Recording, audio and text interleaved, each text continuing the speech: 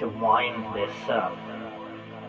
The metaphor that makes sense for what we're going through, because it gets the biology of it, it gets the drama of it, it gets the risk of it, it gets the fun and the joy of it, is the metaphor of birth.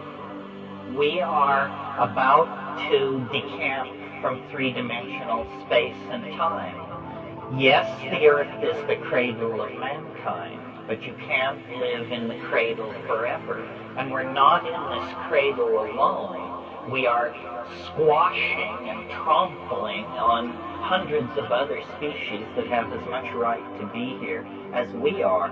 So through technology, which means pharmacology, art, and the engineering sciences, we are trying to find a doorway into a new world for the spirit. And it is going to come out of human-machine interfacing, pharmacological redesign of the human brain-mind system, down possibly digitalizing and downloading into the microphysical realm.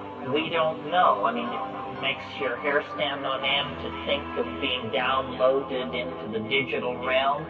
There was once a fish who had a great deal of doubts about this plan to conquer the land, and tried to urge everyone to think again that no good could possibly come of it.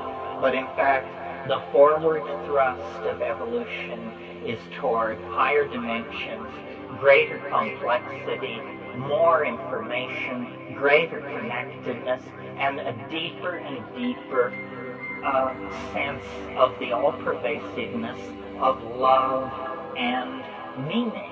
That's what it's really about. All these disparate physical elements come to nothing if they don't add up to more than the sum of their parts. And the more than the sum of their parts is this transcendental element which we call love. That is the part of the eschaton that has never left us, that accompanied us across the African grassland and into history. I mean, granted, bloodied and battered by the experiences of sexism and racism and so forth, but never lost as an ideal, never lost as a guiding light and an experience.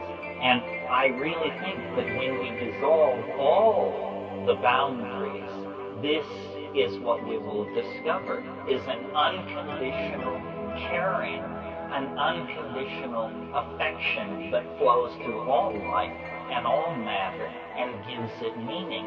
And you don't have to wait for the end of the world to get this news. You can just short-circuit the collective march toward that realization by accelerating your own microcosm of spirituality through the use of these hallucinogens. They are the doorways that the Gaian mind has installed in the historical process to let anybody out anytime they want to, provided they have the courage to turn the knob and walk through the door. Thank you very, very much. Thanks.